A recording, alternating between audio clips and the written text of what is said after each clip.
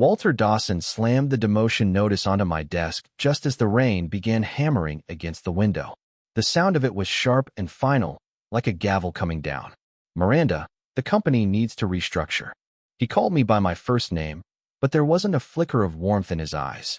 His index finger tapped on the word restructure.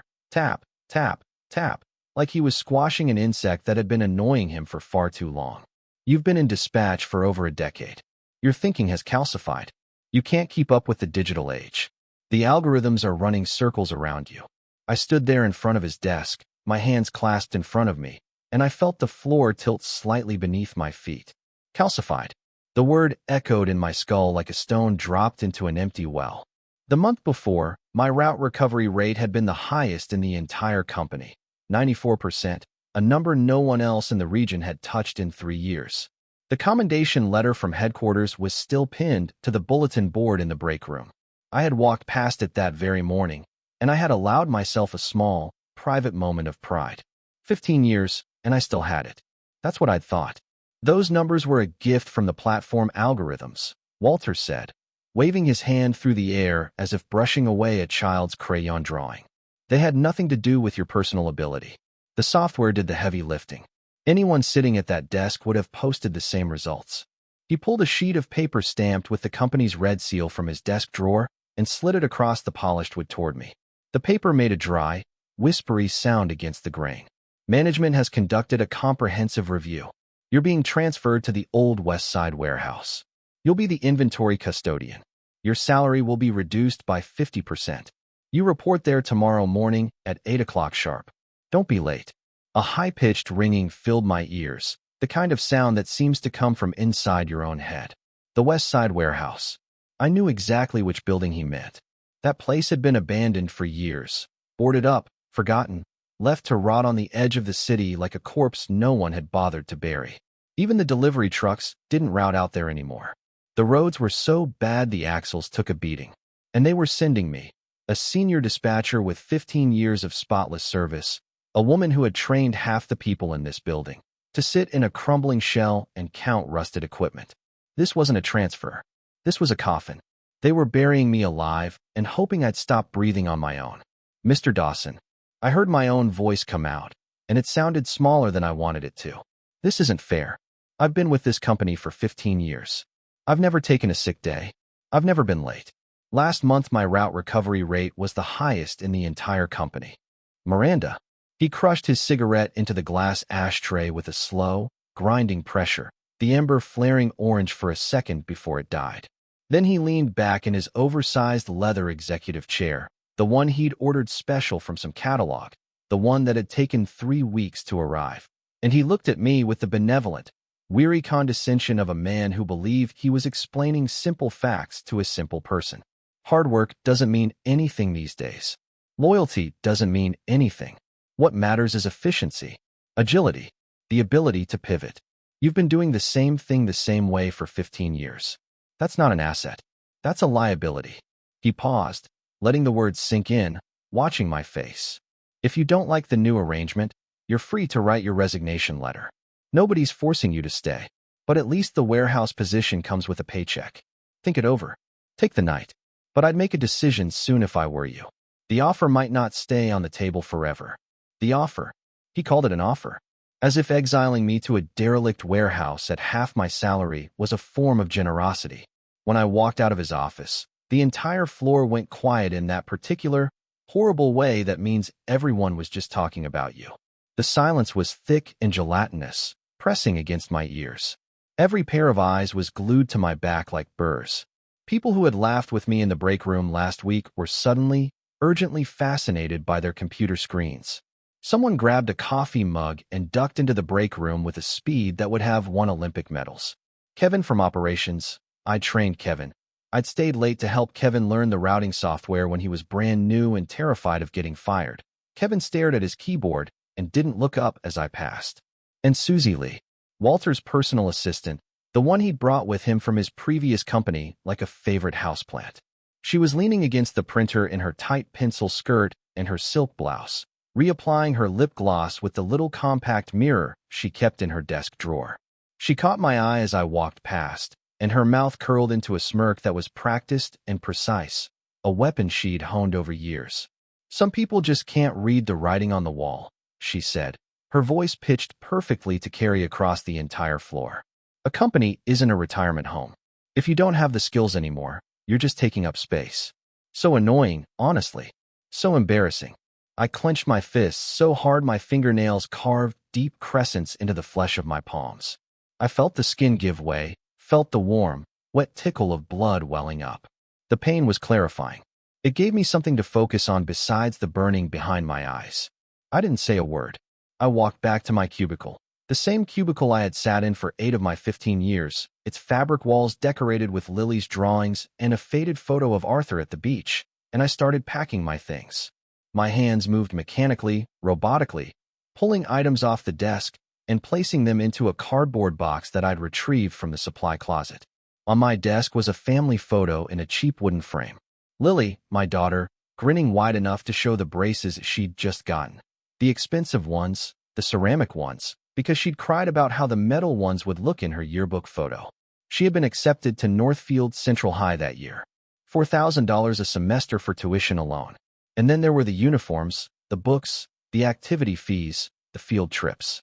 Every month brought a new envelope, a new number, a new small crisis of arithmetic in my head. My husband Arthur, everyone called him Old Sheen in the neighborhood, though he was only 45, had just had an MRI on his lower back. The films were sitting under the coffee table at home in a large manila envelope because we hadn't figured out what to do with them yet. The doctor, a young man with terrible bedside manner, had pointed at the gray smudges on the scan and said words like severe disc herniation and nerve impingement and surgical intervention. He'd said if Arthur didn't get the operation soon, the nerve damage could become permanent. Arthur had nodded, thanked the doctor, and on the drive home he'd said, "It's not that bad. I can manage." I knew what "I can manage" meant. It meant we can't afford for me not to work. It meant the deductible alone would eat half our savings. It meant Lily's tuition comes first. So no, I couldn't quit. If I lost this job, if I lost this income, our household would collapse like a sandcastle in a rising tide. Everything we had built over 18 years of marriage, the small house with the creaky front steps, the used Honda that still ran most of the time, Lily's college fund with its painfully modest balance. All of it depended on my paycheck. Walter Dawson knew that. He was counting on it.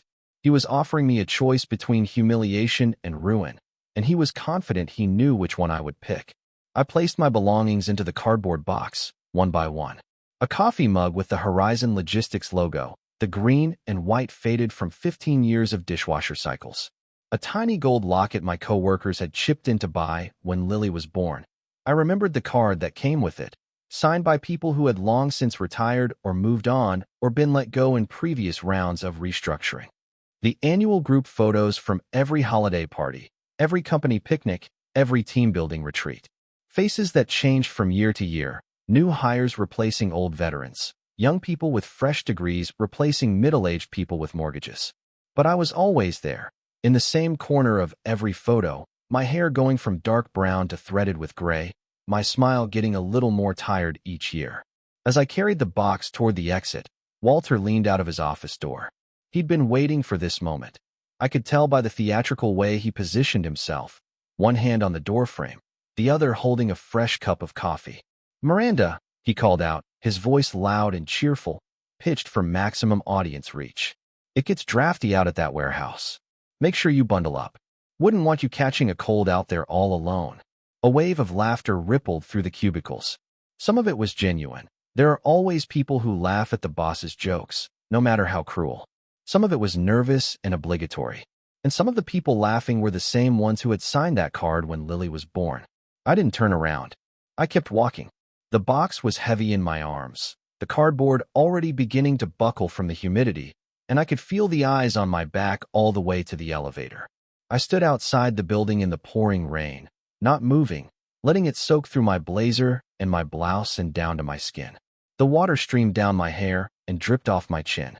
The cardboard box was growing soft and soggy in my arms. I could feel it losing structural integrity, threatening to collapse and spill my 15 years of memories into a puddle on the pavement. The rain in Northfield that day was bone-chillingly cold. It was the kind of cold that seeps into your joints and stays there. My name is Miranda Shore, and I am 43 years old. 18 years ago, when I married Arthur Collins, he was a junior technician at a chemical plant, and I was a customer service representative at Horizon Logistics. We were young, and we were broke, and we were so in love that neither of those things seemed to matter. Our combined salaries were just enough to cover the mortgage on a small house in a neighborhood that was not fashionable but was safe, with good schools and a park within walking distance.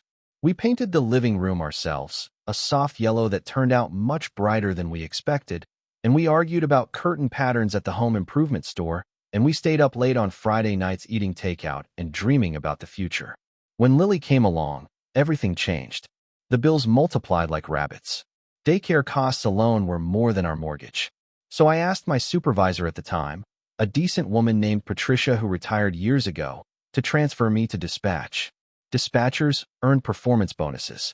If you hit your route recovery targets, if you kept your safety metrics clean, if you didn't lose any clients through scheduling errors, you could make an extra $300 or $400 a month.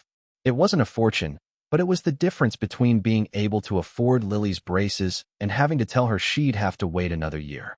For that extra money, I turned myself into the oldest dispatcher in the company. I memorized every route, every client preference, every seasonal fluctuation in shipping volume. I could tell you, without looking at a screen, which truck was where at any given hour, which driver worked best with which type of cargo, which client would throw a fit if their delivery was 10 minutes late, and which one wouldn't notice if it was 2 days early. I built systems, spreadsheets, and checklists and decision trees that the younger dispatchers used long after I was the one who had trained them. In 15 years, I never took a single sick day. Not one. I worked through colds, through flus, through a bout of bronchitis that had me coughing so hard I cracked a rib. I was never late. Not once. I left the house at 6:15 every morning, rain or shine, snow or heat wave, and I was at my desk by 7. On the day Lily was born, I woke up at 4 in the morning with contractions coming 8 minutes apart, and instead of going straight to the hospital, I took a cab to the office first. I sat at my desk and closed out the monthly accounts, every invoice reconciled, every discrepancy flagged, every line item checked and double-checked. Then, and only then, did I tell my supervisor I was in labor and needed to leave. Arthur arrived at the maternity ward an hour later to find me already holding our newborn daughter, a tiny, squalling bundle with a full head of dark hair.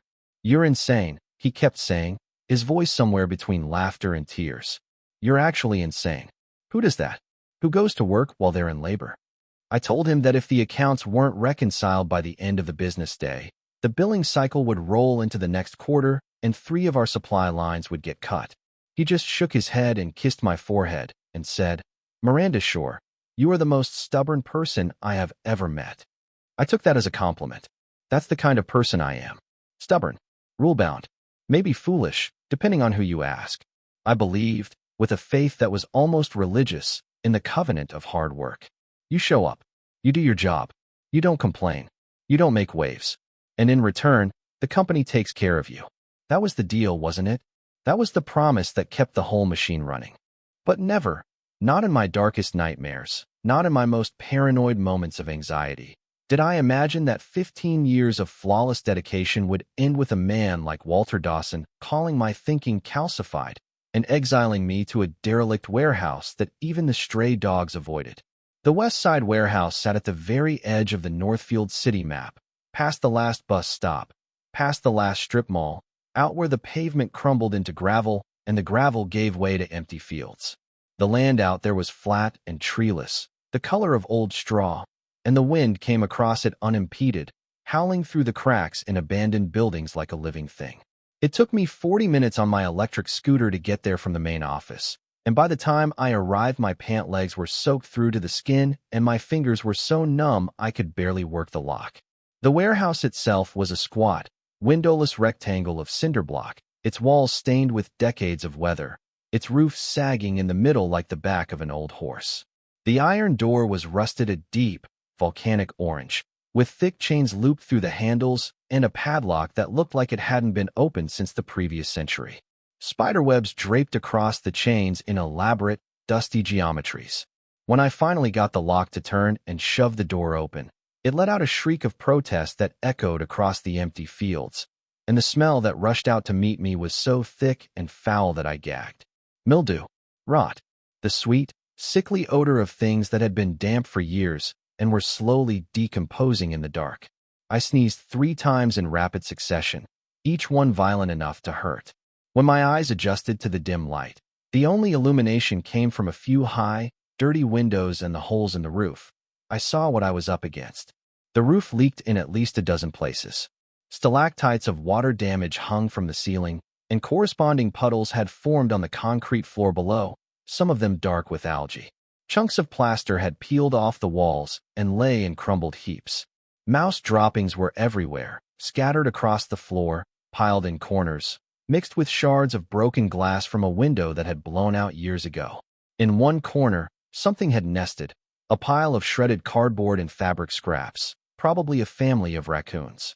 The air was cold and damp and felt heavy in my lungs. I stood in the doorway, surveying the wreckage, and a strange thing happened. I felt calm. Not the calm of acceptance or peace. The calm of a person who has been battered so thoroughly that the nerve endings have simply stopped transmitting. Like a boxer in the 12th round who can't feel the punches anymore. Like a woman who has cried so many tears that the well has finally run dry. I set my soggy cardboard box in the driest corner I could find, found a broom with half its bristles missing and a handle wrapped in duct tape, and started sweeping. The days that followed blurred into each other like watercolors left in the rain. The warehouse had no heat, no air conditioning, no running water except for a rusty spigot outside that coughed brown liquid for the first 30 seconds every time you turned it on. I brought bottled water from home. I peed behind the building, squatting in the tall grass, hoping no one drove past on the distant road. For lunch I ate whatever I'd packed, usually leftovers from the night before, cold rice and vegetables eaten standing up because there was nowhere to sit. Walter Dawson, not content with simply exiling me, had devised an additional torment. He required that I post a 5,000-word inspection report in the company group chat every single morning. 5,000 words. For an empty warehouse. I was to describe the condition of the building, the status of the equipment, any maintenance issues, any security concerns. All of it, every day, in exhaustive detail. If I was even 1 minute late posting it, Susie Lee would send a follow-up message reminding everyone of the importance of protocol compliance. What was there to say about an abandoned warehouse? I wrote about the weather. I wrote about the condition of the roof. I wrote about the number of rodent droppings I had swept up that morning, categorized by approximate size. I wrote about the rust patterns on the old shelving units, the way the light came through the high windows at different times of day, the sounds of birds nesting in the rafters. I wrote until my fingers cramped and my eyes blurred, and then I wrote some more. Every day at 8 o'clock sharp, a long block of text appeared in the group chat, accompanied by 9 photographs taken from different angles, each one time-stamped. On the first day, Susie Lee replied in the thread, "Miranda, how many rats have you caught so far? Don't forget to share pics." Faced with tears of joy, several people had liked her message. I stared at my phone for a long moment, then typed back 2 letters. Noted. On the third day, Walter himself replied, "Good work, Miranda. Glad to see you're taking your new responsibilities seriously." The sarcasm was so thick you could have spread it on toast. On the 5th day, someone in the chat, I never found out who, posted a gif of an old woman with a broom, shuffling through a haunted house. A few people laughed. I typed, noted, and kept sweeping. Eventually, they got bored. The silence in the chat returned, broken only by my daily reports, which continued to appear like clockwork, a small, stubborn heartbeat in a dead channel.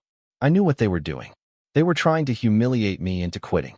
Every unanswered report, every mocking reply, every gif, it was all designed to make me feel invisible and ridiculous and utterly without dignity. And it worked. I felt all of those things. I felt them every single morning when I hit send and watched my words disappear into the void. But I also felt something else. Something harder. Something that had been forged over 15 years of 5:30 alarms and midnight account reconciliations and a husband with a bad back who still stood at the stove to make dinner. I felt stubborn. I felt like a woman who had been through worse than this and had come out the other side. Walter Dawson wanted me to quit. That was the whole point of this charade. If I quit, the company wouldn't owe me a cent in severance.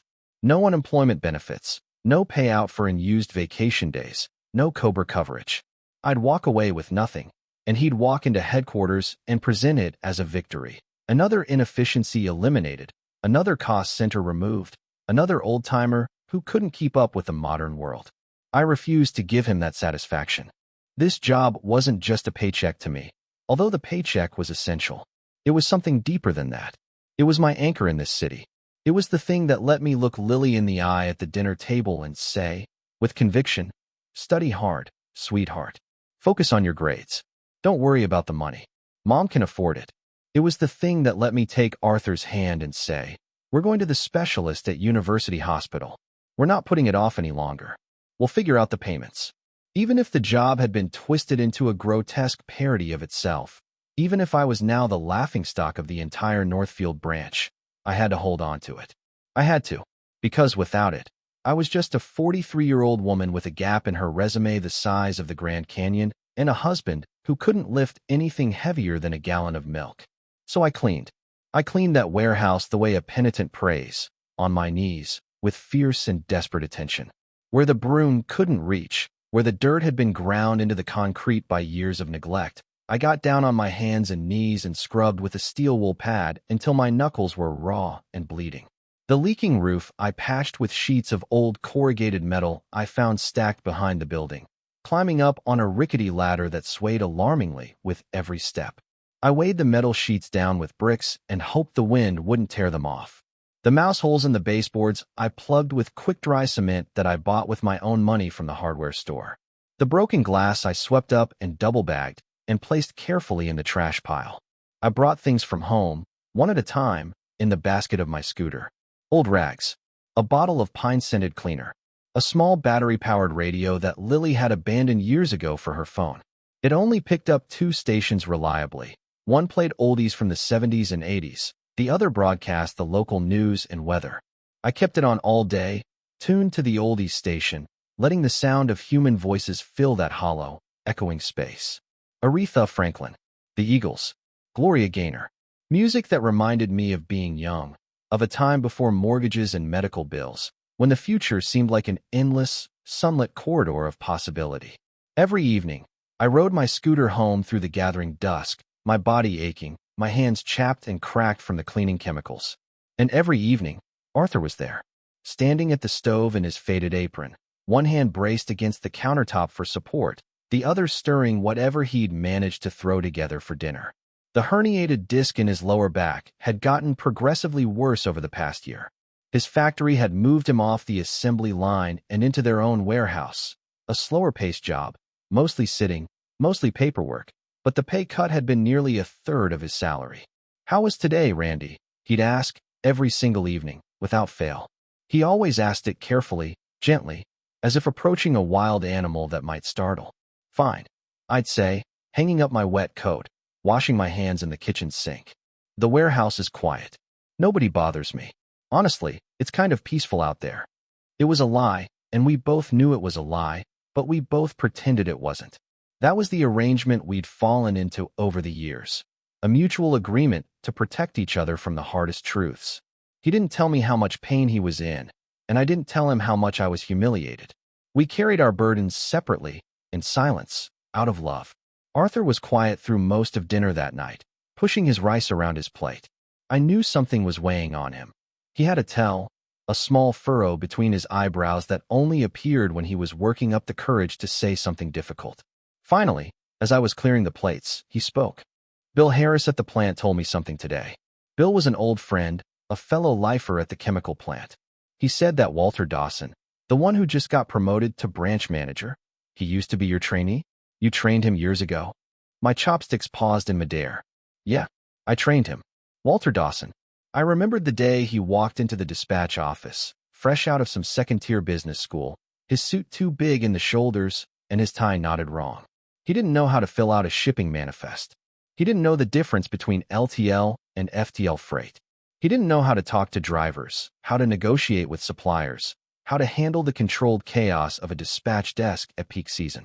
He knew nothing, and he knew that he knew nothing. And for the first few weeks, he was humble and eager and grateful. He called me Miranda, not quite Ms. Shore, not quite a peer, something in between. He brought me coffee.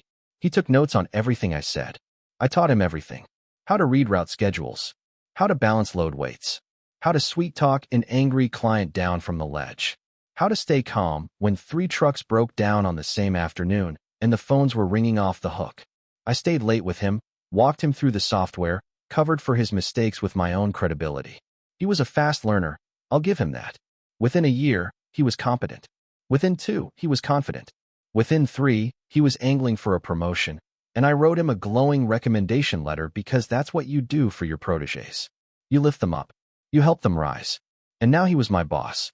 And he was calling my thinking calcified. And he had exiled me to a derelict warehouse to count rat droppings. Why didn't you ever tell me? Arthur asked, his voice carefully neutral. What's there to tell? I carried the dishes to the sink and ran the water, watching the soap foam up. The student outgrows the teacher. The teacher steps aside. That's how it works. Arthur didn't push. That's how he's always been. Not much for words. Not great at the kind of emotional articulation that comes so easily to other people. He shows love through action, not speech. Through the meals he cooks, the laundry he folds, the way he still opens the car door for me even though it hurts his back to twist. But late that night, I woke up to an empty bed. The bathroom light was on, a thin yellow line under the door. I got up and found him standing at the sink in his undershirt, one hand gripping the edge of the counter, the other pressing a heating pad against his lower back. His jaw was clamped, so tight the muscles bulged. Sweat beaded on his forehead, and he was breathing in short, controlled gasps through his nose, clearly in agony, clearly trying not to make a sound that would wake me. I leaned against the doorframe and watched him for a long moment. This man, this good, decent, stubborn man who had never once complained about his pain, who had never once made me feel like a burden, who had accepted every hardship our life had thrown at us with a quiet dignity that broke my heart. I didn't call out to him. I didn't let him know I was there. I went back to bed, buried my face in the pillow so he wouldn't hear, and cried until my ribs ached and my throat was raw. I cried for his ruined back and my ruined career and the 1,000 small cruelties that had accumulated over the years like sediment. And then, when I was empty, I wiped my face on the pillowcase and closed my eyes and made myself a promise.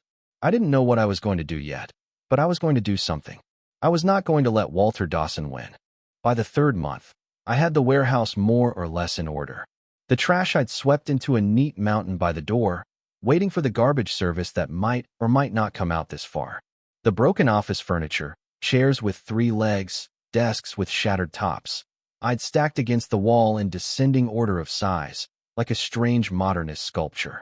The old printers, the dead computers with their CRT monitors like the faces of extinct animals.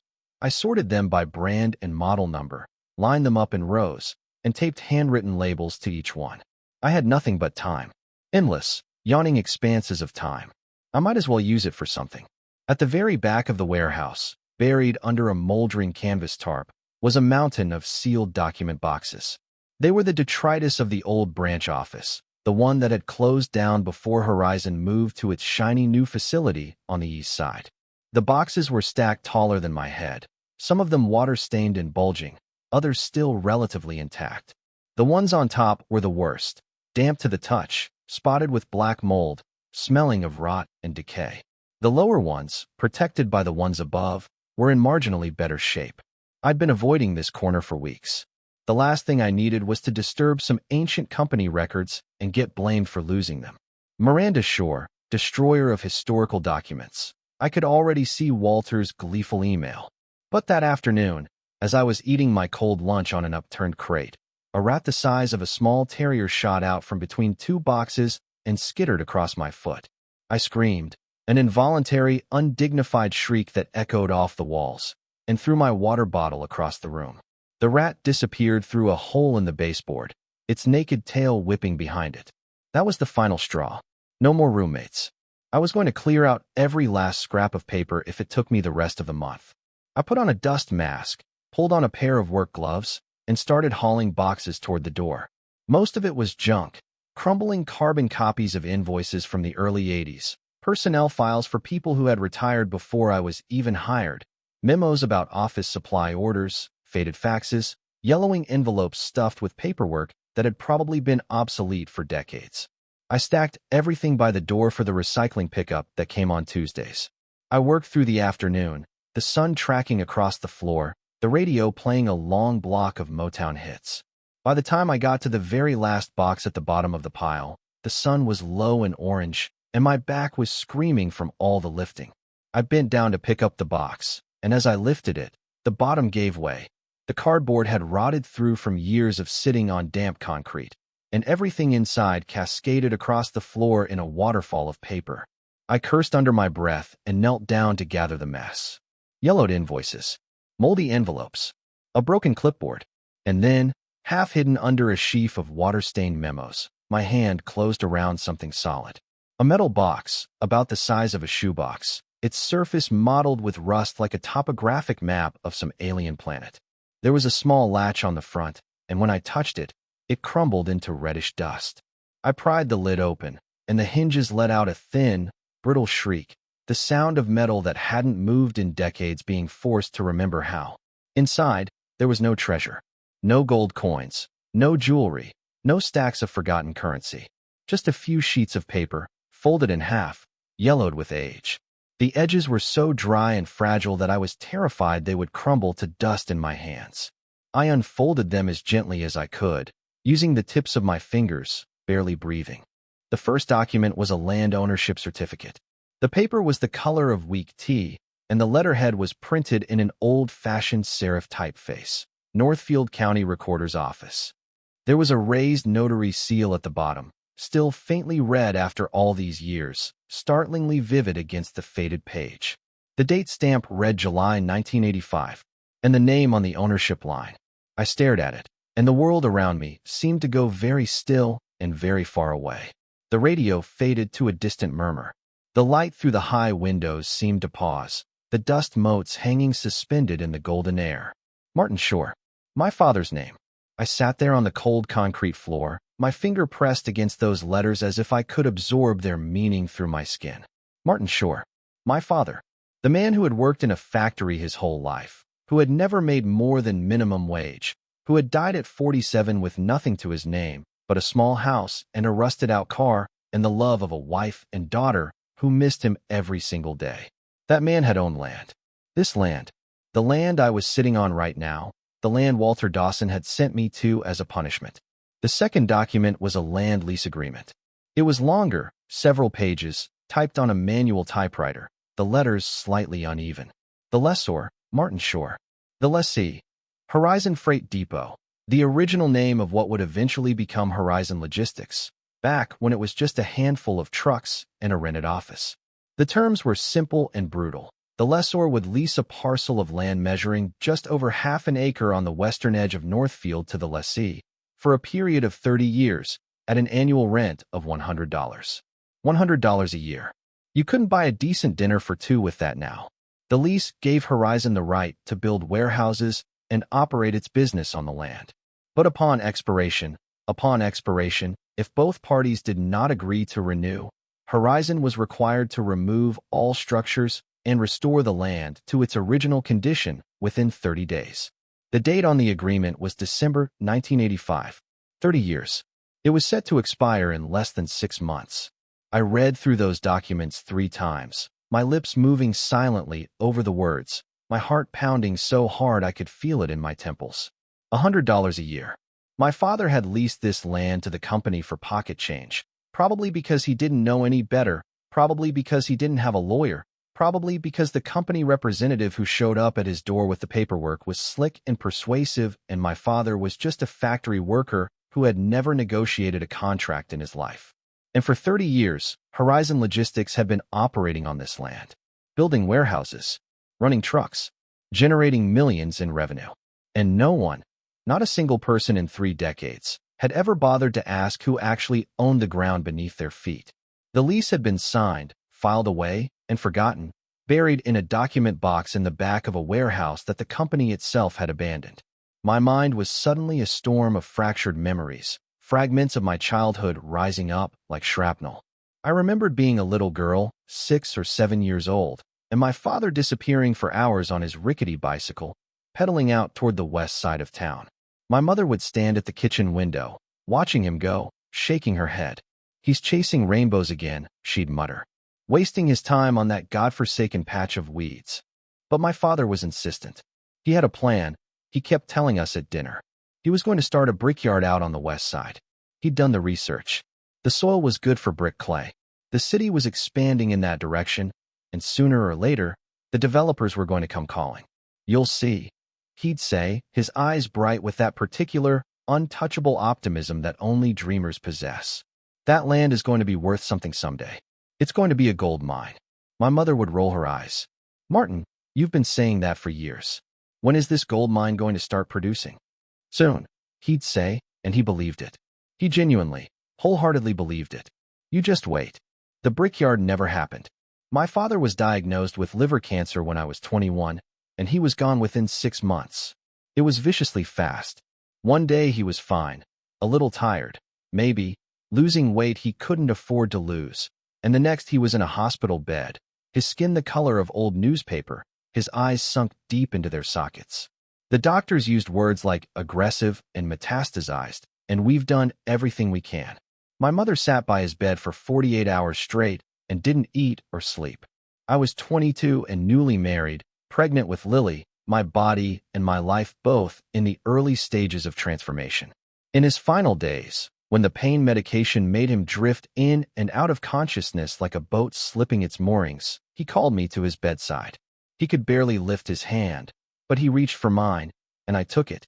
His grip was so weak, papery and dry, the grip of a man whose body was already beginning its long surrender. "Randy," he said, his voice a whisper I had to lean in to hear. "I left you something. A piece of land, out on the west side. It's not much to look at now, but someday it might be worth something. If things ever get really bad, if you ever don't know where your next meal is coming from, go out there. Go take a look. The deed is in the metal box, in the attic, under the loose floorboard. You'll know it when you see it." I nodded, tears streaming down my face, and told him I would. But in my head, I was already dismissing it. The west side, that barren stretch of weeds and dirt, where the wind never stopped howling. You couldn't pay someone to take that land. My father was dying, and the medication was making him confused. That was what I told myself. After the funeral, life swept me away. A newborn daughter, a mortgage, a job that demanded more and more of my time. I never went looking for the metal box. I never went out to the west side. Years passed, and the memory of my father's words faded to a faint, distant echo, like a radio station you can almost but not quite tune in. When Horizon built the warehouse out there, I assumed they'd bought the land from a developer, and I remember thinking, without much interest, that someone had good foresight. The land hadn't been bought. It had been leased. From my father. This entire time, for 15 years of my own employment, for 30 years total, the company I had served with every ounce of my being, the company I had bled for and sacrificed for, and nearly destroyed my marriage for, had been operating on my family's property. And they had just exiled me to that property, as if it were a punishment. I pressed those brittle pages against my chest and sat there in the hollow silence of the warehouse, my back against the cold cinder block wall. Outside, the rain had finally stopped. A shaft of late afternoon sunlight broke through one of the holes in the roof and fell across the concrete floor in a small, luminous rectangle of gold. Dust motes swirled in the beam like tiny, suspended stars. On the radio, the oldie station was playing Gloria Gaynor, "I Will Survive," the opening piano chords rising defiant and bright through the static. First I was afraid. I was petrified. And then I started to laugh. It began as a small sound, a surprised hiccup of disbelief. Then it grew, bubbling up from somewhere deep in my chest, until I was laughing so hard my stomach hurt and tears were streaming down my face. I laughed until I couldn't breathe, until I was gasping and wheezing, doubled over on the floor of the warehouse that Walter Dawson had sent me to as a punishment. Because here was the punchline. Here was the cosmic joke. Walter Dawson had looked at me and seen a liability, a problem to be eliminated, an old woman who had outlived her usefulness. And in his haste to be rid of me, he had accidentally delivered me to the single most valuable piece of real estate the company owned. He had exiled me to my own inheritance. He had sent me to rot on my own land. I tucked the metal box inside my jacket, against my ribs, where I could feel its solid, reassuring weight. Then I stood up, brushed the dust off my pants, picked up my broom, and kept sweeping. I swept every corner with a new and fierce attention. I scrubbed every stain until the concrete gleamed. Because this was different now. Everything was different. This wasn't the company's warehouse anymore. This was my warehouse. I was sweeping my own floor. I was patching my own roof. Every rat I evicted was a rat I was evicting from my own property. And Walter Dawson, poor, arrogant, short-sighted Walter Dawson, had handed me the keys himself. 2 weeks later, the headquarters inspection team announced they were coming. The news dropped in the company group chat on a Tuesday morning. Frank Ford, the administrative director at HQ, a man who almost never posted in the branch channel, whose messages were usually limited to holiday greetings and quarterly earnings summaries, sent a brief, formal announcement. HQ leadership will be visiting the Northfield branch on Thursday to conduct a comprehensive asset audit. All departments should prepare relevant documentation. Primary audit focus: West Side Warehouse Property. The West Side Warehouse Property. Those 5 words detonated in the chat like a grenade tossed into a still pond. Within seconds, Walter was the first to respond. Understood. The Northfield branch will be fully prepared. Looking forward to welcoming HQ leadership. He added a string of thumbs-up emojis and a salute. Susie Lee chimed in immediately with 3 clapping hands and a sparkling heart.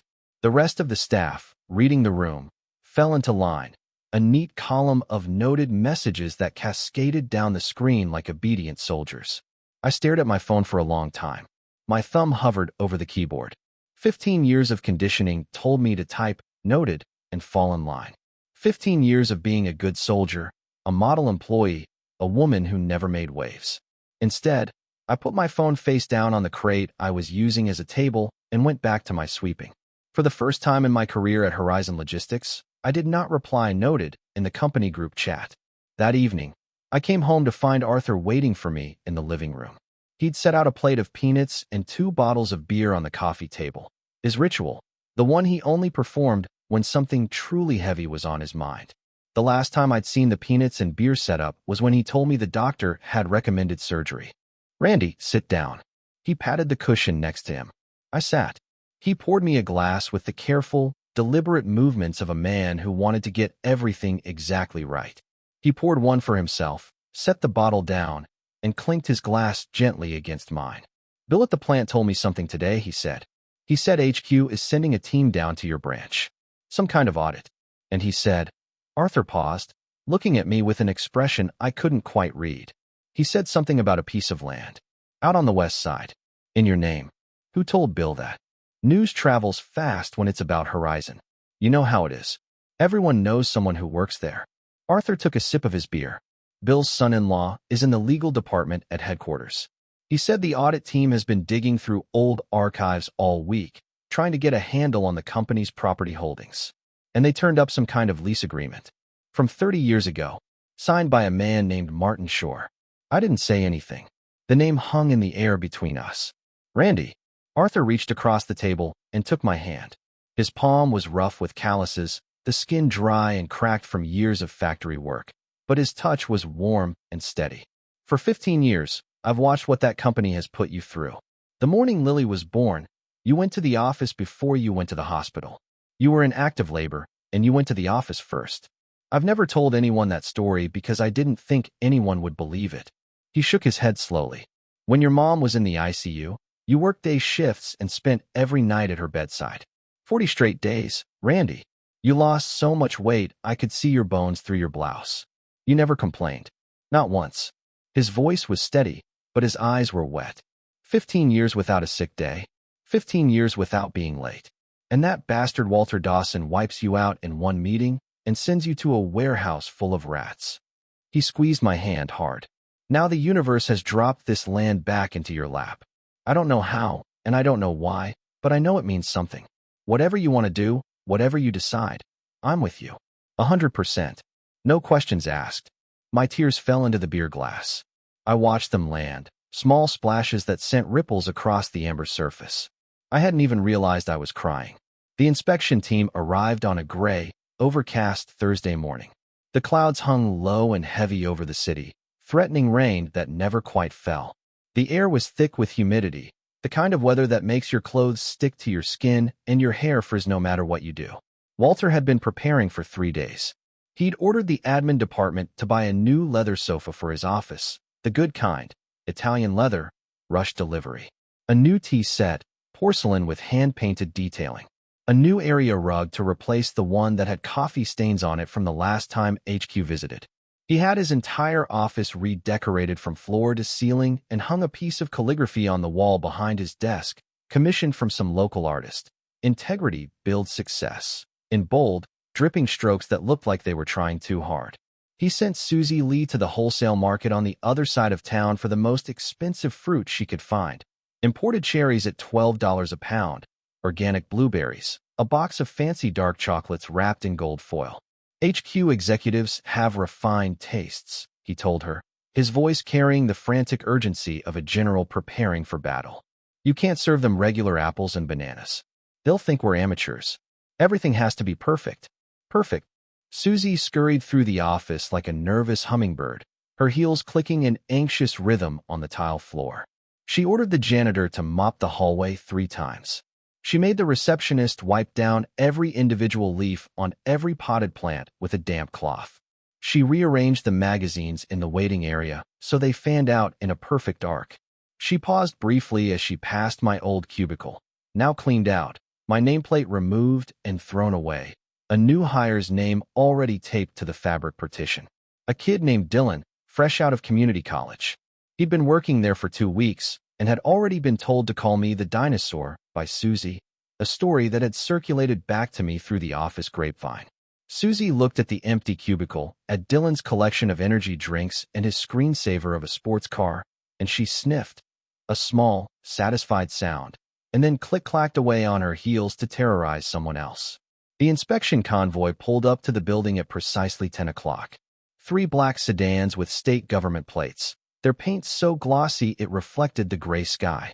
The first person to step out of the lead car was David Prescott, the vice president of strategic investments from headquarters.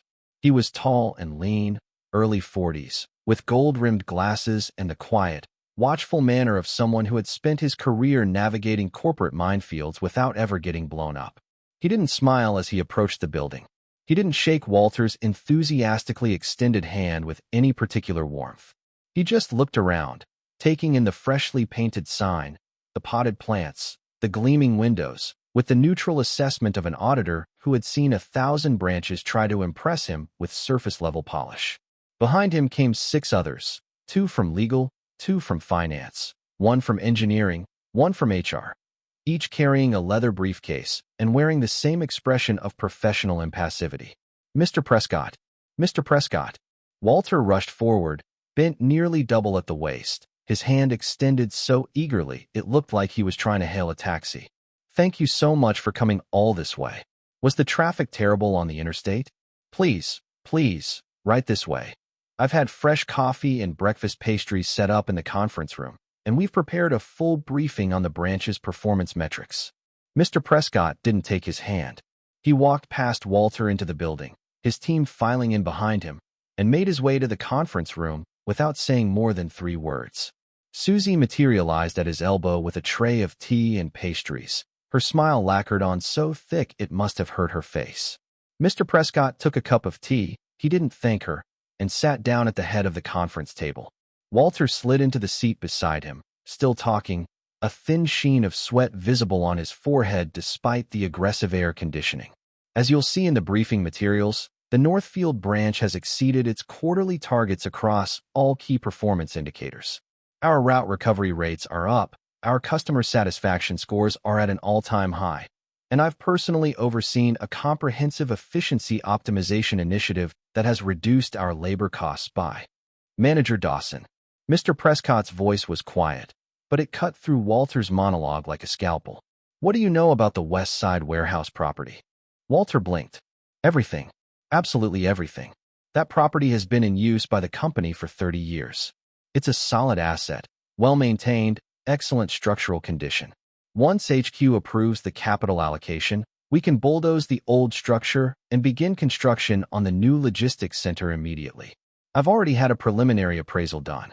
The location is prime, right at the intersection of the proposed highway expansion and the rail corridor. The appreciation potential alone is a solid asset. Mr. Prescott interrupted, his voice utterly flat. Manager Dawson, do you know who actually owns that land? The question hung in the air like a blade. Walter's mouth opened, then closed, then opened again. Well, the company, of course. Horizon Logistics. We've been operating there for 3 decades. It's on our books as a company asset. Mr. Prescott said nothing. He turned a page in the briefing document, very slowly, very deliberately. The silence stretched and stretched until it became unbearable. Manager Dawson, you have an employee at this branch named Miranda Shore. Are you aware of her current status? Walter's smile congealed on his face like cooling wax.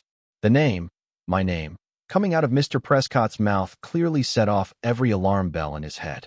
Miranda Shore. Yes, I know her. She was a dispatcher here, senior dispatcher. Actually, very experienced, but her performance has been inconsistent. She's been struggling to adapt to the new digital routing platforms. We had to make some difficult decisions about her role. She's currently assigned to the West Side warehouse as inventory custodian, a temporary reassignment, while we evaluate. Her performance has been inconsistent. Mr. Prescott removed his glasses and began polishing them with a microfiber cloth he'd pulled from his breast pocket. The gesture was unhurried, almost meditative. Miranda Shore is the most senior employee at this branch. She has been with Horizon Logistics for 15 years. In that entire time, she has never had a single safety violation. She has never lost a client. Last year, her route recovery rate was 94%, the highest in the entire company, across all regions. She received a formal commendation from this office. He put his glasses back on and looked at Walter with an expression that was not angry, not accusatory, but somehow far worse, disappointed. You consider that inconsistent? Walter's face had gone the color of old oatmeal. Susie, still frozen by the door with the tea tray, looked like a statue that someone had forgotten to put away. She opened her mouth as if to say something, to smooth things over, to deflect, to deploy her arsenal of charm. But Mr. Prescott cut his eyes toward her for one brief, devastating moment, and she closed her mouth so fast her teeth clicked. Take me to the West Side warehouse, Mr. Prescott said, standing up. I want to meet Miranda Shore. The convoy rolled out to the west side, the black sedans looking absurdly out of place on the rutted gravel road that led to the warehouse. Walter, in the lead car, was practically vibrating with anxiety. When the car stopped, he practically fell out of the passenger door, his face the color of old newspaper, his legs trembling visibly as he walked toward the warehouse entrance. He shoved the door open and stopped dead in his tracks.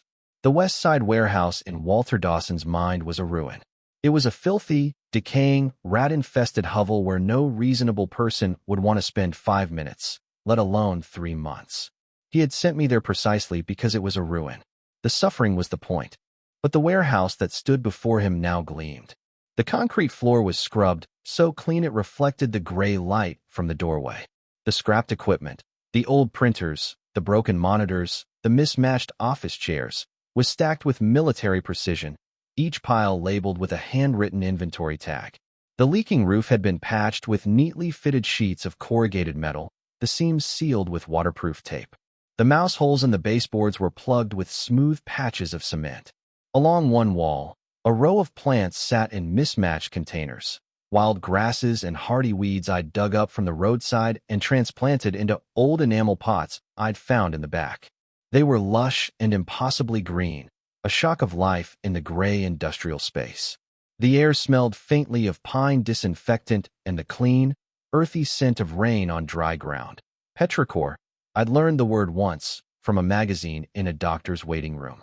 I was crouched in the far corner, reinforcing a patch of cement I'd used to seal a rat hole the week before. I heard the footsteps, a whole crowd of them, echoing on my clean floor, and I dusted off my hands, wiped them on my work pants, and stood up to face whatever was coming. Mr. Prescott, I said. My voice came out steady, calm, the voice of a woman who had nothing left to be afraid of. Walter lunged forward before Mr. Prescott could speak, his face twisting into a desperate, ingratiating mask. Miranda, Miranda, there you are.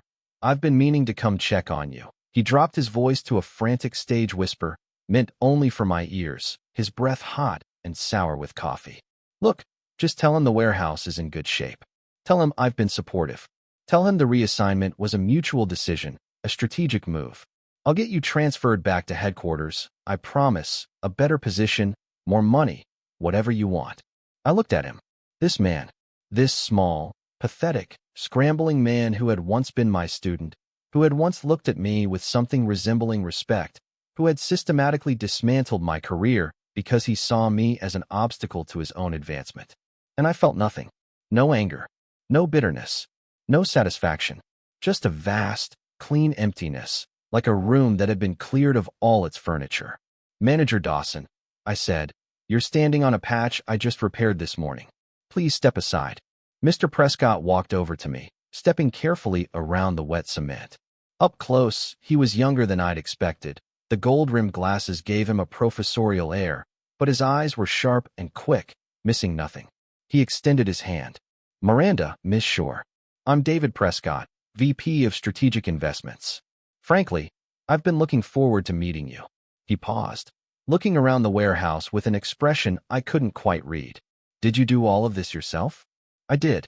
I shook his hand. His grip was firm but not aggressive. The warehouse is under my care now. What would you like to see? Mr. Prescott took his time. He walked the perimeter of the warehouse slowly, his hands clasped behind his back, examining everything. He inspected the cracks in the walls and the patches I'd applied. He ran his finger along the edge of a shelf and looked at it. No dust. He read my handwritten inventory labels, the careful columns of serial numbers and condition notes. He paused in front of the pile of old document boxes by the door and let his gaze rest there for several long seconds, but he didn't ask about them. When the tour was done, he dismissed his team with a quiet word. They filed out, Walter trailing behind them like a dog that had been kicked, his face a mask of confusion and terror. The warehouse emptied until it was just the two of us, me and David Prescott, standing in the quiet, the only sound the distant murmur of the radio and the wind rattling the metal roof. Miranda, I'm not going to dance around this. He reached into his briefcase and pulled out a document, a photocopy, the original probably locked in a safe somewhere at headquarters. 2 weeks ago, our legal team was digitizing old archives as part of a company-wide records modernization project. They found this, a land lease agreement dated December 1985. The lessor was a man named Martin Shore. The lessee was Horizon Freight Depot. The lease term was 30 years. He paused. It expires in 5 months. Our legal team has verified the chain of ownership. The land belongs to you. I looked at him steadily. I didn't say anything. I'd known this moment was coming from the second I found that metal box, but I still wasn't sure what I was going to say. I was sent here by the CEO personally to discuss 2 things. Mr. Prescott held up one finger. First, renewal. This property sits at the exact geographic center of a planned logistics hub. HQ intends to invest approximately $90 million in a smart logistics center, automated sorting, climate-controlled warehousing, a cross-border freight terminal. This parcel is the keystone. We can't build around it, and we can't relocate the project. We need this land. He held up a second finger. Second, compensation. Your father's lease was signed at $100 a year. That figure, obviously, no longer reflects the property's market value. Not even close. HQ is prepared to renegotiate entirely, either a direct buyout at current market rates, or a land for equity arrangement where you become a shareholder in the new venture. The terms are open for discussion. Miranda. He leaned forward slightly, his expression earnest. What are you thinking? I didn't answer right away. I walked to the window, one of the high, dirty windows that I'd spent an entire afternoon cleaning, standing on a ladder with a bottle of vinegar solution and a roll of paper towels, and I looked out across the empty fields. The tall grass was rippling in the wind like a green ocean, wave after wave rolling toward the horizon. 30 years ago, my father had stood on this very spot, looking at this same view, and he had seen something no one else could see. A gold mine, he'd called it. A future. No one had believed him. Not my mother. Not his friends. Not me. We'd all thought he was a dreamer, a fool, a man chasing rainbows on a bicycle. And he had died without ever seeing his vision come true. But he had been right. The west side had developed. The highway had come through. The rail corridor had been built. And the worthless patch of weeds he'd leased to a tiny freight company for pocket change had become the most strategically valuable parcel of land in the entire county. I turned around and looked David Prescott in the eye. "Mr. Prescott, I'm not renewing the lease." The pen in his hand stopped moving. For the first time since he'd walked into my warehouse, he looked genuinely taken aback. "Not renewing?" he said carefully. "Miranda, I want to make sure you fully understand the implications of that decision. If you don't renew the lease, the company is legally obligated to vacate the property within 30 days of expiration and remove all structures. That means this warehouse, and everything else on the parcel, has to be demolished. The investment plan for the logistics hub has to be completely redrawn. The timeline, the budget, the site selection, all of it goes back to square one. This isn't a bluff. I'm telling you the reality of the situation. Mr. Prescott." My voice was quiet, but it cut through the dusty air of the warehouse with a clarity that surprised even me. I have worked for Horizon Logistics for 15 years. I started in customer service and worked my way up to senior dispatcher. During peak season, I handled over 300 trucks a day. My safety record is still the best in the company's history. No accidents, no lost cargo, no regulatory violations. The trainees I mentored are now managers and directors all over this region. I took a breath. The words were coming faster now, a dam breaking after years of pressure. Including Walter Dawson, the man who just tried to whisper to me in the corner, the man who was begging me to lie to you. I trained him. I taught him how to read a route schedule. I taught him how to balance load weights. I covered for his mistakes when he was new and scared and about to get fired. I wrote his promotion letter. And he repaid me by calling my thinking calcified, by stripping me of my title, by cutting my salary in half, and by exiling me to this warehouse to be publicly humiliated in front of the entire branch. My voice was rising now, but I didn't care. I had been silent for 15 years. I was done being silent. In 15 years, I never took a sick day. Not one. I was never late. Not once. On the day my daughter was born, I came to the office first. I sat at my desk in active labor and closed the monthly accounts because I knew if I didn't, 3 supply lines would get cut and we'd lose the quarter. I went to the hospital only after every invoice was reconciled. My mother died 6 years ago. She was in the ICU for 40 days. I worked my regular shifts, 8 to 5, every single day, and then I went straight to the hospital and sat by her bed until midnight. I did this for 40 straight days. I didn't miss a single hour of work. Not one. Last year, my route recovery rate was 94%, the highest in the entire company. Headquarters sent me a letter of commendation. It's still pinned to the bulletin board in the break room. I pointed in the general direction of the main office, my hand steady. "You can go look at it. It's right there. Signed by your boss." I stepped closer to him, close enough that I could see the faint lines around his eyes, the small, human details of a man who spent his life staring at spreadsheets and making decisions about people he'd never met. And what did this company do with my 15 years of loyalty? It parachuted in Walter Dawson. Within 6 months, he had reclassified my performance as algorithmic luck. He announced to the entire branch that my thinking was calcified, that I couldn't keep up with the digital age, that I was a liability. He demoted me from senior dispatcher to warehouse custodian. He cut my salary in half. Half, Mr. Prescott. I went from $4,800 a month to $2,400. He made me write a 5,000-word inspection report every single morning and post it in the group chat where everyone could see it, where his assistant could publicly mock me and ask how many rats I'd caught. The company decided I was worthless. The company threw me away like a piece of broken equipment. And now, I let out a short, incredulous laugh. Now the company has discovered that my name is on the deed to this land, and suddenly you're here, shaking my hand, offering me buyouts and equity stakes. Tell me something, Mr. Prescott. When Walter Dawson was driving me out of the building, when his assistant was humiliating me in the group chat, when I was on my hands and knees scrubbing rat droppings off this floor, did anyone at headquarters pick up the phone? Did anyone send an email? Did anyone say, "Wait a minute, this woman has been here for 15 years. Maybe we should look into this before we destroy her life"?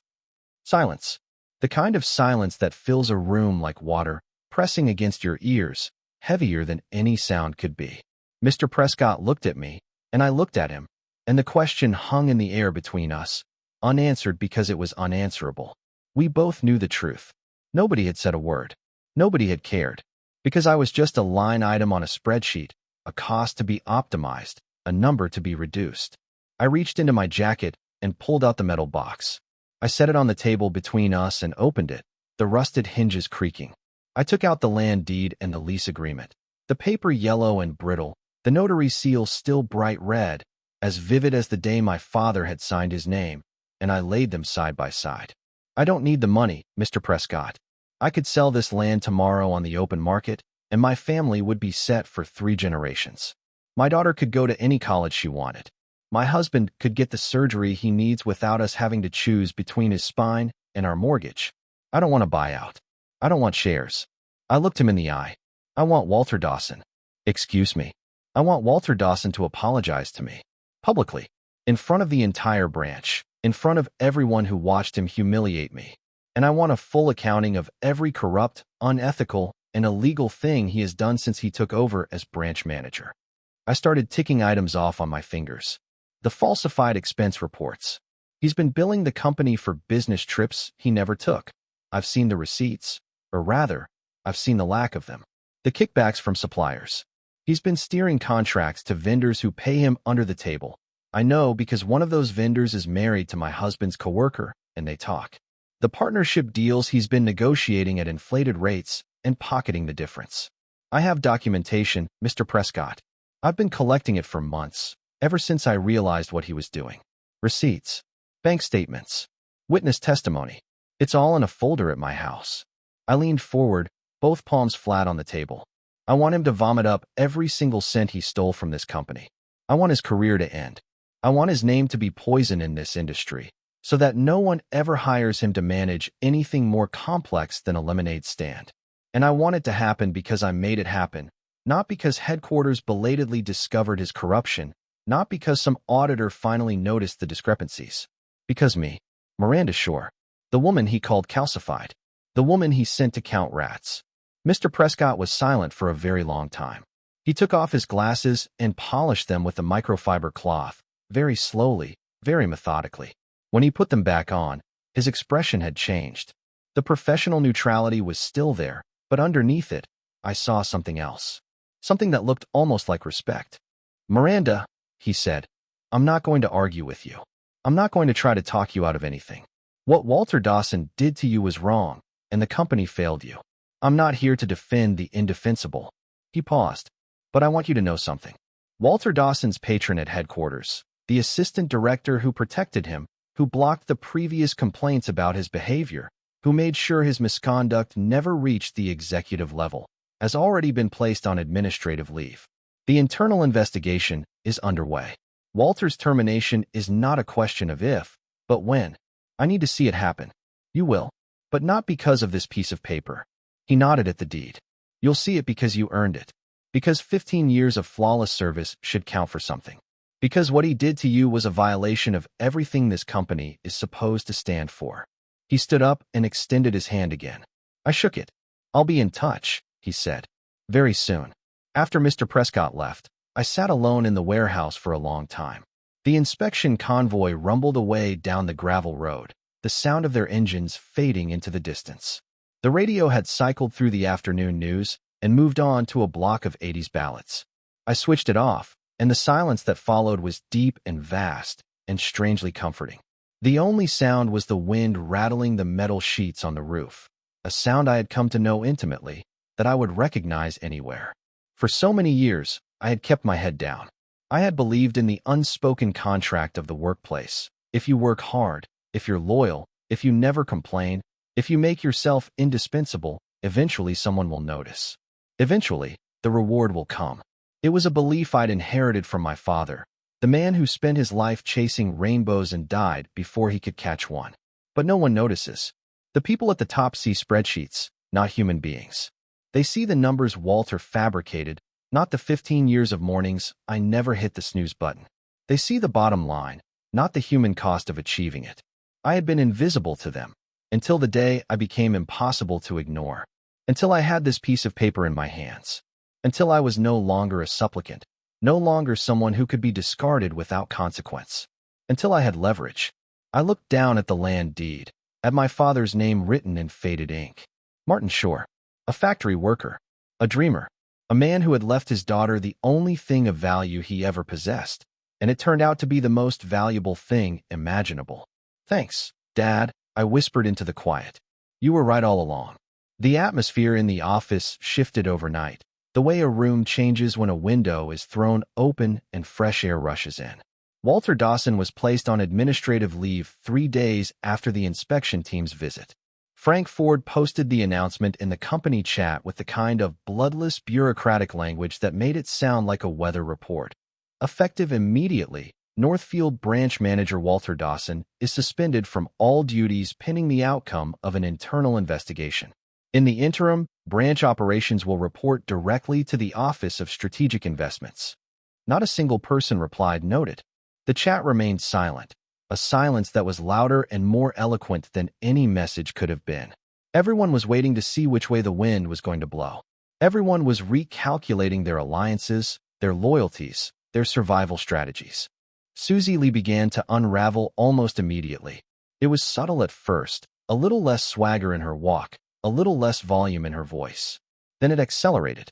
She cleared every personal item off her desk, the lip gloss collection, the nail files, the glittering phone case with the rhinestone heart, and shoved them all into a drawer as if she were hiding evidence. She stopped wearing her usual sharp, attention-grabbing outfits and started showing up in muted colors, as if she were trying to blend into the walls. She smiled at everyone she passed, a desperate, ingratiating smile that was completely unlike her usual smirk. It was the smile of someone who had suddenly realized that the protection she'd been counting on had evaporated. The receptionist told me later that Susie had started buying coffee for the entire office every afternoon. Lattes, cappuccinos, the fancy drinks from the shop down the street, and leaving them on people's desks with little notes that said things like, "Just because," and "Hope you're having a great day." But nobody drank her coffee. The cups sat on desks, growing cold, the foam separating into unappealing layers. People would thank her politely and then, when she wasn't looking, pour the coffee down the break room sink. Everyone understood the calculus. Walter was a sinking ship, and Susie was tied to the mast. Headquarters moved with a speed that surprised everyone. A week after the inspection team left, a courier in a Horizon Logistics uniform delivered a thick, official-looking envelope to my home address. Arthur answered the door and nearly dropped it. An envelope with the Horizon logo and a red, confidential stamp, addressed to Miranda Shore, delivered to the doorstep of a chemical plant inventory clerk. He carried it into the kitchen like it was a live grenade. "Randy," he said, his voice strange, "I think you need to open this." I sat down at the kitchen table and tore open the envelope. Inside was the preliminary report of the internal investigation into Walter Dawson's conduct. The charges were laid out in stark, bullet-pointed detail. Falsified expense reports totaling over $18,000 over an 18-month period. Business trips that never happened, client dinners that never occurred, conference fees for events he never attended. Kickbacks from 3 separate vendors, documented through bank transfer records and witness testimony. Walter had been steering Horizon contracts to suppliers who paid him under the table, inflating the contract values and pocketing the difference. The total amount identified so far exceeded $40,000. Unauthorized adjustments to partnership contracts that had cost the company significant revenue. Walter had been altering the terms of existing agreements, raising the split percentages for friendly partners, lowering the rates for his own benefit, without authorization from legal or finance. Every charge was backed by evidence. Reimbursement forms pulled from Walter's computer with timestamps and IP logs. Bank statements showing deposits that didn't match his salary. Screenshots of text conversations with suppliers. "I'll make sure you get the contract. Just remember who helped you." That were so incriminating they were almost comical. I didn't know who had handed those files to the audit team. I had my suspicions. Frank Ford, perhaps, the administrative director who had quietly been watching Walter's corruption for months, waiting for the right moment to act. Sam Stanton from accounting, who had been documenting discrepancies in a private folder for over a year, too scared to come forward until the inspection team gave him cover. Maybe it was Zach Taylor, the young cashier Walter had screamed at every single day, whose hands had trembled as he processed the fraudulent expense reports because he was too terrified of losing his job to refuse. Maybe it was all of them. Maybe Walter had made so many enemies, had burned so many bridges, that when the moment came, there was no one left to defend him. The rats, it turned out, had been keeping receipts. The final page of the report was the official recommendation. Walter Dawson was to be terminated for cause, effective immediately. His employment contract was voided. He was referred to the legal department for pursuit of financial damages. The company intended to recover every cent he had stolen. His patron at headquarters, the deputy director of operations who had blocked previous complaints and protected Walter from accountability, was demoted 3 levels and transferred to a satellite office in a different state, a punishment that was functionally equivalent to exile. I sat at the kitchen table, the report spread out in front of me, and I felt something I hadn't felt in months. Exhaustion. Not the physical tiredness that came from a day of scrubbing floors and hauling boxes, something deeper. The kind of fatigue that arrives when a wire that has been pulled taut for half a year finally goes slack. The kind of exhaustion that comes after the crisis is over, when your body finally gives itself permission to stop fighting. That evening, I didn't go back to the warehouse to sweep. I left the broom leaning against the wall and came home early, while the sun was still up. I stopped at the grocery store and bought a whole chicken, not the cheap kind, the organic free-range one that cost twice as much, and a bag of fresh vegetables, and I came home and made soup. Real soup. The kind that simmers for hours and fills the whole house with the smell of garlic and ginger and comfort. Arthur had 2 bowls. Lily had 3. She looked up at me halfway through her 3rd helping, a dribble of broth on her chin, and said, "Mom, you seem different tonight." Different how? She tilted her head and thought about it, her brow furrowing in that serious way she'd had since she was a toddler. "When you smile," she said finally, "your eyes are smiling too. They haven't done that in a while." My spoon stopped halfway to my mouth. I looked at my daughter, this tall, perceptive, impossibly wise girl who had stood in the doorway the night of the slap and screamed at her father to stop, who had packed her school bag without crying, who had adjusted to a new apartment and a new school and a new life without a single complaint. And I realized, with a jolt that felt almost physical, that she had been watching me this whole time. She had been taking notes. She had been learning, from my example, what it looked like to be a woman who refused to break. "You're right," I said. "They haven't." The formal negotiation arrived 2 weeks later, after Walter's termination had been finalized and announced company-wide. This time, it wasn't just David Prescott. He brought a full team with him: legal, finance, strategic investments, corporate communications, 8 people in all, traveling in a convoy of black sedans that looked like a visiting diplomatic delegation. They sent a town car to pick me up at the warehouse.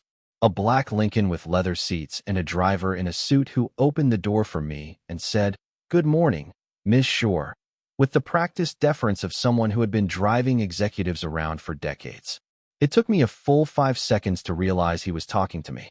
"Just call me Miranda," I said, feeling absurdly self-conscious in my work pants and faded jacket. He smiled and closed the door with a soft, expensive thunk. When we pulled up to headquarters, a gleaming glass tower in the financial district, the kind of building I had only ever seen from the outside, David Prescott was standing at the entrance with an entire welcoming committee. Beside him were the Director of Human Resources, the Chief Legal Counsel, and several senior vice presidents I recognized only from their headshots in the annual reports. Each of them stepped forward to shake my hand. Each of them offered a business card, which I accepted and tucked into my pocket without looking at. I was escorted through the marble lobby, my work boots leaving faint dust prints on the polished floor, and into an elevator that rose 18 floors in a smooth, silent ascent. The conference room on the 18th floor had floor-to-ceiling windows and a view of the entire Northfield skyline. The river glittered in the distance. The skyscrapers rose like monuments to ambition. I had never been in a room like this before. For 15 years, the Northfield branch had operated out of a low-slung concrete building next to the freight yard, with fluorescent lights and industrial carpet and the constant background noise of trucks backing up. These people, these polished, corner office people with their expensive haircuts and their quiet, confident voices, lived in a different universe. Miranda, here's our proposal. David Prescott slid a bound document across the polished mahogany table. It was thick, easily 60 pages, with color-coded tabs and a table of contents and a cover page printed on heavy, glossy stock. HQ plans to invest approximately $90 million to build a smart logistics hub on the west side.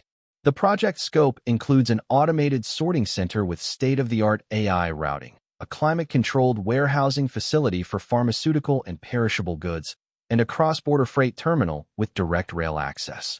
It will be the most advanced logistics facility in the state, and it will employ over 500 people. He opened the document to a site map. My parcel of land, my little half-acre of weeds and dirt, was outlined in red, sitting directly in the center of the proposed footprint. Your property is the keystone. We quite literally cannot build the project without it. So we're offering you two options. He began ticking them off, his delivery polished and precise, the delivery of a man who had negotiated hundreds of deals. Option 1. Horizon purchases the land outright at current fair market value, as determined by an independent third-party appraisal. Based on comparable sales in the area, our preliminary estimate is in the mid-7 figures. 7 figures. I felt my stomach drop. That was more money than Arthur and I would earn in our entire lifetimes combined. Option 2. You contribute the land as equity and become a shareholder in the new venture. Your ownership stake would be negotiated based on the appraised land value as a percentage of the total project cost. You would have a seat at the table, input on the project's direction, a share of the profits, and the long-term appreciation of the asset. I looked at the document in front of me. The glossy pages, the color-coded tabs, the columns of numbers that represented sums of money I had never imagined I would be in a position to discuss. 15 years ago, when I started at Horizon, my employment contract had been 3 pages long, base salary, job description, a few paragraphs about the employee handbook and the arbitration clause.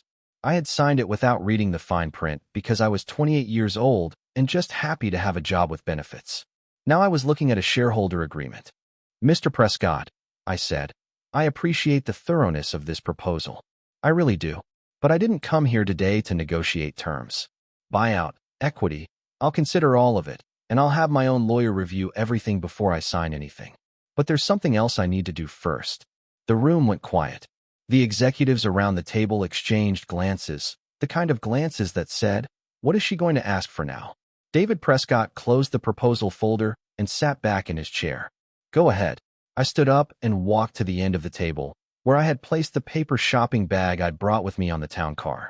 It was a humble object in this gleaming room, a brown paper bag with handles, the kind you got at the grocery store. I reached inside and began pulling things out, one by one. First, a faded certificate in a cheap frame. My 10-year service award from Horizon Logistics, the gold lettering peeling at the edges, the paper yellowed from years of hanging on the wall of my cubicle. I set it on the polished mahogany table, and it looked small and shabby against the gleaming wood. Then, a worn notebook. The cover was coffee-stained, the corners rounded from years of being carried in my bag. I opened it to the first page, shift schedules from my first year at Horizon. Every entry written out in my careful, cramped handwriting, the ink faded but still legible. I never miss a day. I never miss an hour.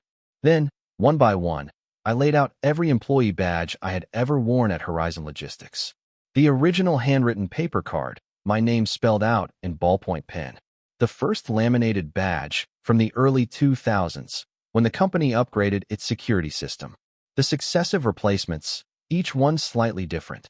New logos, new color schemes, new security features, as the company grew and evolved and modernized around me.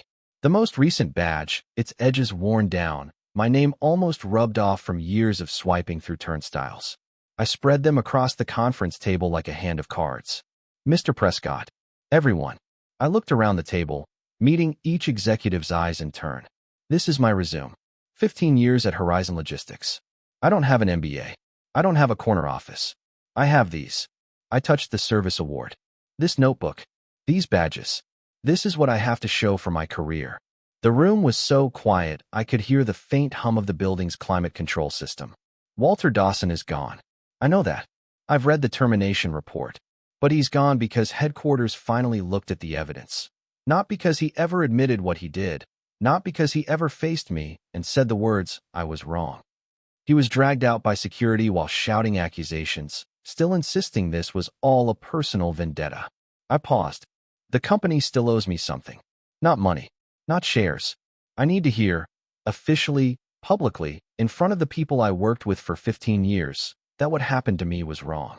I need the company to look me in the eye and acknowledge that I deserved better, that my 15 years meant something, that I wasn't just a line item to be optimized. David Prescott was silent for a long moment. Then he took off his glasses, polished them, and put them back on. When he spoke, his voice was different, less corporate, more human. "Miranda," he said, "you're right. The company failed you, and we haven't properly acknowledged that. Let me see what I can do."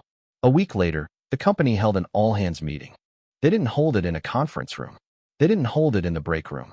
They cleared out the main freight yard warehouse, the vast, echoing space where trucks normally loaded and unloaded, and set up rows of folding chairs. The entire Northfield branch was required to attend. Headquarters sent a delegation that filled the first 2 rows. The projection screen behind the lectern displayed a single line of text, "Miranda Shore, Employee Recognition Ceremony." I was seated in the center of the front row. Arthur sat beside me, his back ramrod straight despite the pain, wearing a white shirt he'd ironed 3 times the night before. Lily was on his other side, holding up her phone to record, her face lit with fierce pride. I whispered to her to put the phone down. She whispered back that she was going to show the video to her entire class and let everyone see what a total badass her mother was. David Prescott took the stage first. He talked about the importance of respecting veteran employees, about the need for accountability in management, about the company's commitment to reforming its HR policies to prevent anything like this from happening again. It was the kind of speech that executives give when they need to say the right things in front of a crowd, and I listened to it with the same polite, slightly skeptical attention as everyone else in the room. Then he said, "Please welcome Miranda Shore to the stage." I stood up, and every single pair of eyes in that warehouse followed me. I walked up the steps to the stage, the same kind of metal steps I'd climbed 1,000 times to check on trucks and talk to drivers, and I took the microphone. It was heavier than I expected. I looked out at the sea of faces. The front rows were management, the people in suits who had flown in from headquarters. Behind them were the people I had worked alongside for 15 years. Sam Stanton from accounting, who had been documenting Walter's fraud in secret for months. Zach Taylor, the cashier, whose hands had shaken every time Walter screamed at him. Frank Ford, the administrator who had finally sent the message that changed everything. A dozen other dispatchers and drivers and warehouse workers. The invisible people, the backbone of the company, the ones who did the actual work while the managers took the credit. And in the very back row, trying to make herself as small as possible, Susie Lee. Her face was pale and pinched, and she wouldn't meet my eyes. "My name is Miranda Shore," I said. "Most of you probably don't know me. I don't work in an office. I never have. The dispatch desk is out in the freight yard, hot in the summer, freezing in the winter, loud all year round. It's not the kind of job people fight over. It's the kind of job you do because someone has to, and because you're good at it, and because you care about getting it right." A ripple of quiet acknowledgement ran through the crowd. The dispatchers in the audience, the ones who knew exactly what I was talking about, nodded. I started at Horizon Logistics when I was 28 years old. My daughter was a baby. My husband was a technician at the chemical plant. We had a mortgage and a car payment and about $200 in our savings account. I needed this job, and I was grateful for it. I was so grateful that I decided, early on, that I was going to be the best employee this company had ever seen. In 15 years, I never took a sick day. Not one. I worked through colds, through the flu, through a bronchial infection that lasted 6 weeks. I was never late. Not once. I left my house at 6:15 every morning, 5 days a week, 52 weeks a year, for 15 years. On the day my daughter was born, I woke up in labor. I took a cab to the office, sat at my desk, and closed out the monthly accounts before I went to the hospital. My husband called me insane. He was probably right. But I did it because I believed, I genuinely, wholeheartedly believed, that the company would notice, that the company would care. That loyalty was a two-way street. The warehouse was utterly silent. Even the trucks outside seemed to have stopped their rumbling.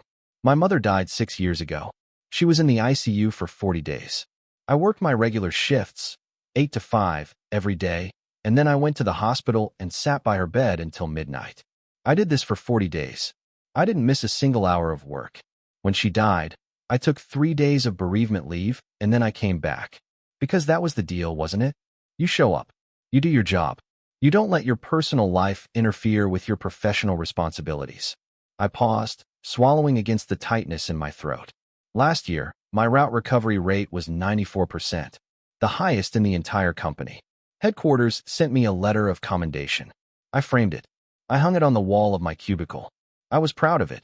And then, 6 months ago, Walter Dawson walked into my office and told me my thinking was calcified. He told me I couldn't keep up with the digital age.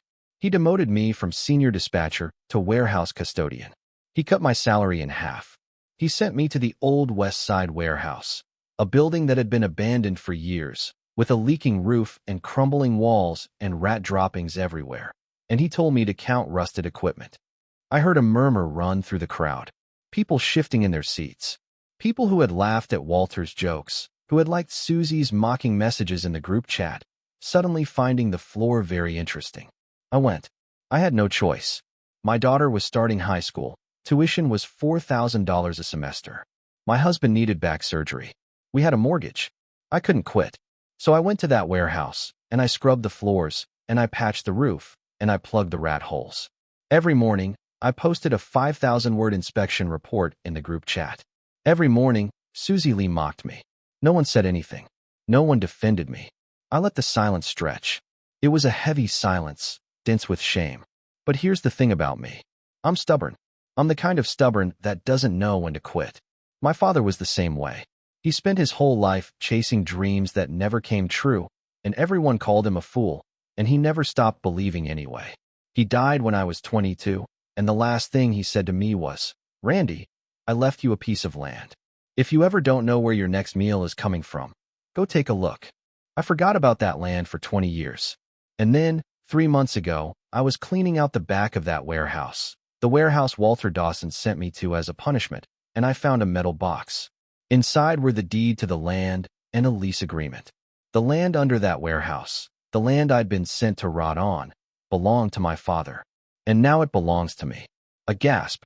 Not from everyone. Some people clearly already knew, but from enough of the audience that it rippled through the room.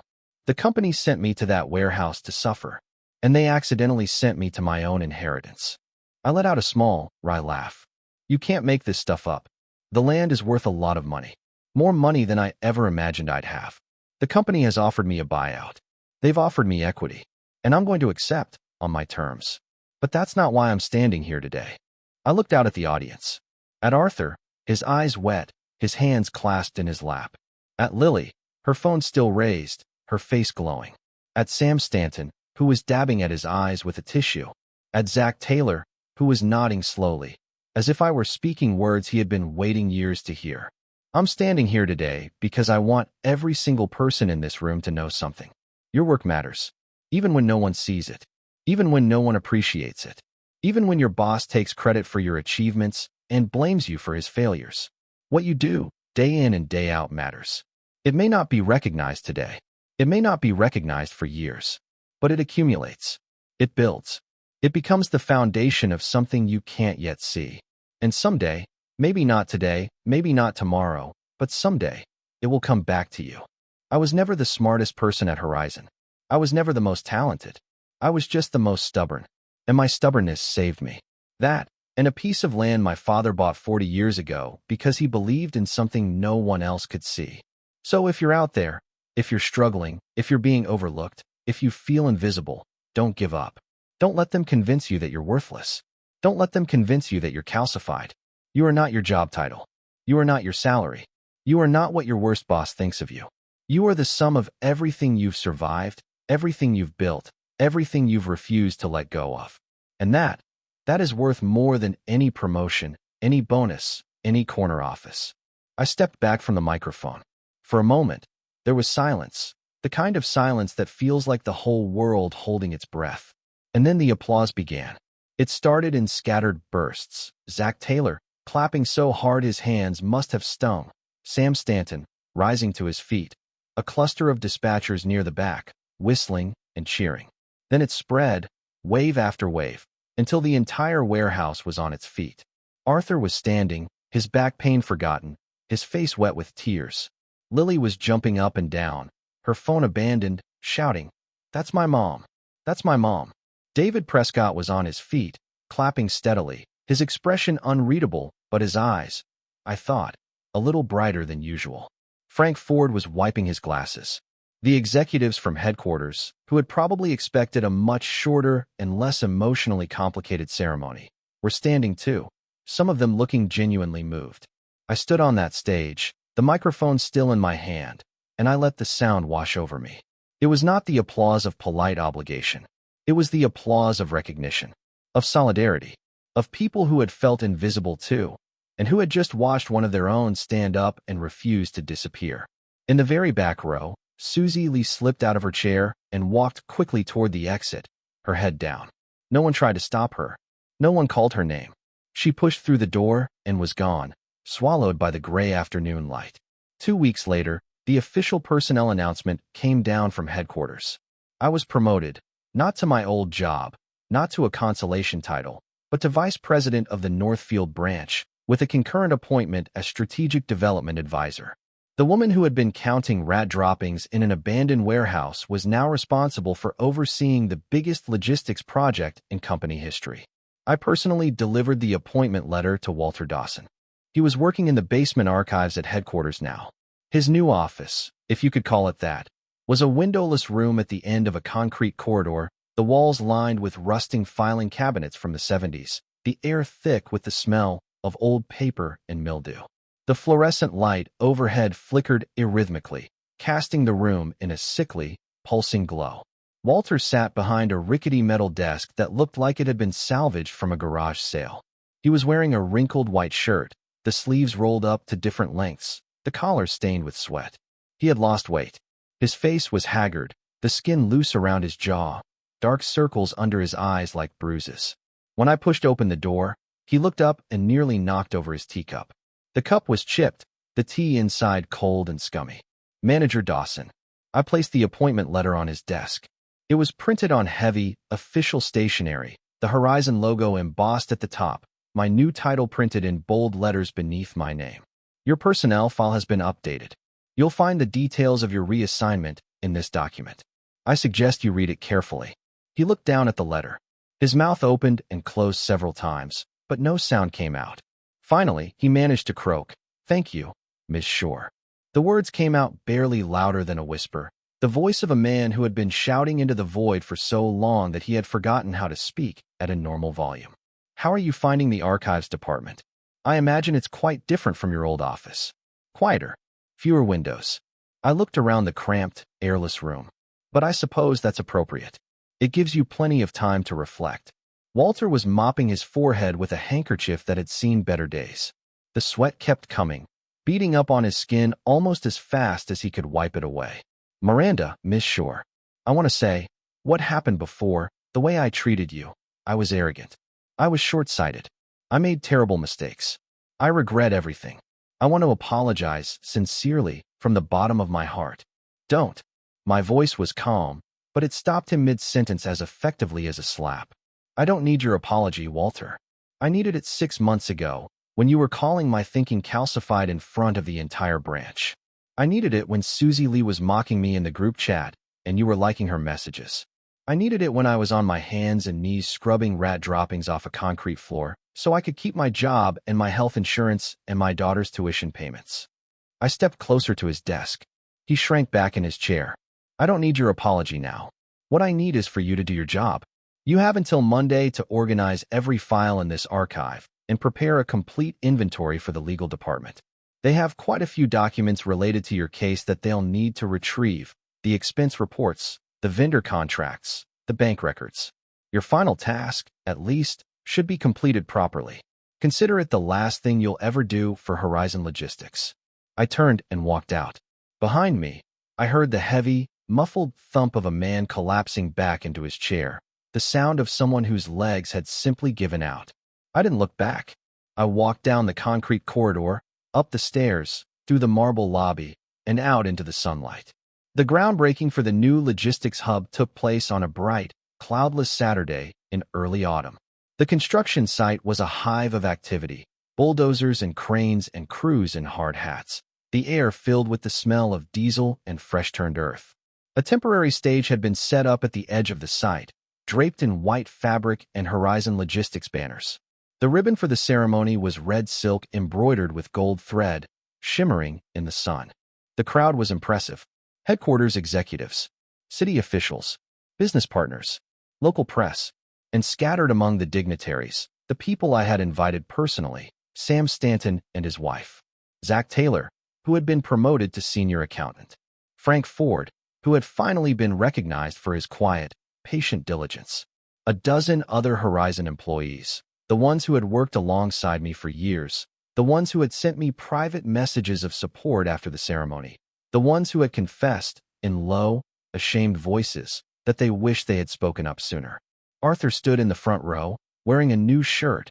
I'd bought it for him, insisted on it, and holding up his phone to take photos. Lily was beside him, home from college for the weekend, shrieking and cheering at the top of her lungs. She had zero shame and infinite pride, and I loved her for it. As the third largest individual shareholder in the project, I was invited onto the stage to cut the ribbon. David Prescott stood beside me, a champagne flute in his hand. He leaned over and murmured, "Miranda, to you." I clinked my glass against his and looked out at the crowd. At all those faces, familiar and unfamiliar. At the construction site stretching out behind them. The foundation of something enormous and new and full of possibility. But what I saw, in my mind's eye, was a different image. A man in a faded blue work shirt, squatting at the edge of a field, squinting into the sun. My father, Martin Shore, the dreamer, the fool, the man who had believed in something no one else could see, and who had left his daughter the key to her own salvation without ever knowing if she would find it. "I came, Dad," I whispered, so quietly that no one else could hear. "I found it, and I built something on it." The diligence room opened 3 months later, on the first day of winter.